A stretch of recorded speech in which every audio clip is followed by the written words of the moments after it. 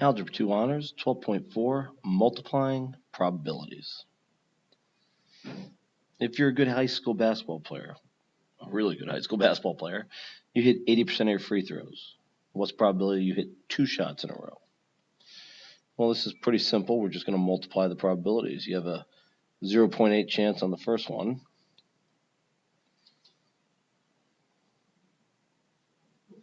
And you have a 0.8 chance on the second one. Multiply them together and you get 0.64, a 64% chance that you'll hit them both. Now we can ask fun questions like, what's the probability that you miss both of them? And that would be 0.2 times 0.2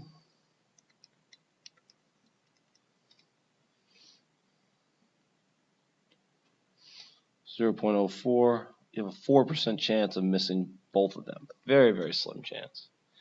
At the same time, that leaves 32% chance that you're going to hit one of them.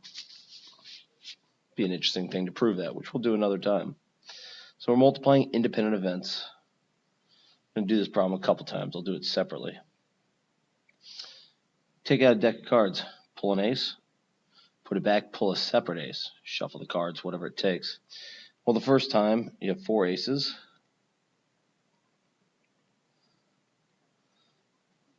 And your total number of cards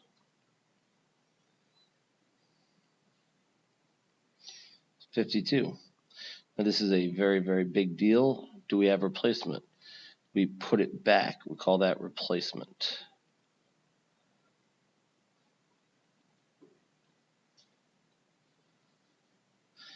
So, same thing, 4 out of 52. This is a 1 out of 169 chance, if you do the math and crank it out. So again, what's the first event? Multiply it. What's the second event? Multiply it. That's it.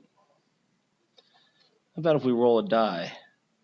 Let's roll probability I roll 3 sixes. Well, first time I have 1 out of 6 chance to roll 6. Second time 1 out of 6 chance. Third time 1 out of 6 chance.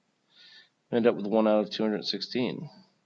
And what if we ask about rolling just 2 sixes? Well, we have to be careful here.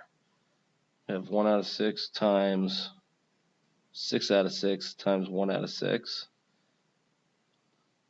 That's if the first and last are 6. 1 out of 6 times 1 out of 6 times 6 out of 6. Don't care about that one. And then we also have 1 out of 6, 6 out of 6 times 1 out of 6 times 1 out of 6. So which is it? Or is it all 3? Do we add them? All right, that's later. We'll come back to that while they're there. Exclusive events, mutually exclusive events, we're not going to get into that right now. All we are going to get into is events that we know happen just the one time. So those are independent events. What about dependent events? What's the probability I pull 2 aces out of a deck of cards if I don't put the first ace back? Well, we already did this. Pull the ace, 4 out of 52. Now the ace is not put back. That means there's only 3 left. There's only 51 cards left. So we get a significantly different probability. We end up with 1 out of 221. Significantly higher probability that we will not be able to pull 2 aces, which we should be. We've already pulled 1 out of the deck. It's kind of a big deal. So I like to do this in a class. Throw everybody's names in a hat. Probability I pull 2 girls. And let's just say 9 boys, 8 girls. So looking for the girl. Well, we got 8 out of 17, 7 out of 16. Multiply them. 7 out of 34 chance that I pulled 2 girls. How about just the boys? 9 out of 17 times 8 out of 16.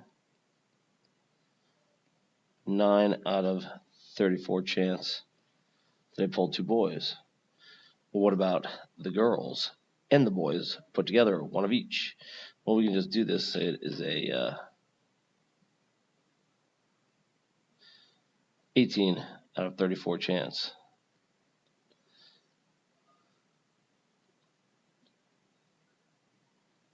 How come?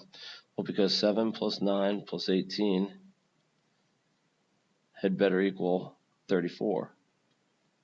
They've got to all add up. And they do. There's other ways to do that problem. You might have seen this before.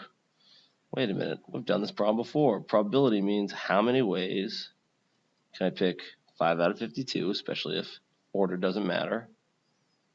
And there's only 4 aces, how many ways can I pick 2 of those? Crank it out and look at that. Same answer. You can do that for just the girls with 9C, 1 boy, 9C, and change color here just so we can see this. 9C, 1 boy, 9C, 1 girl, 17C2. Don't care the order, and we'll get 18 out of 34, which reduces to 9 out of 17. That's it. Shorter lesson. Best thing to do now is try some problems, start to make sense of it yourself. Good luck.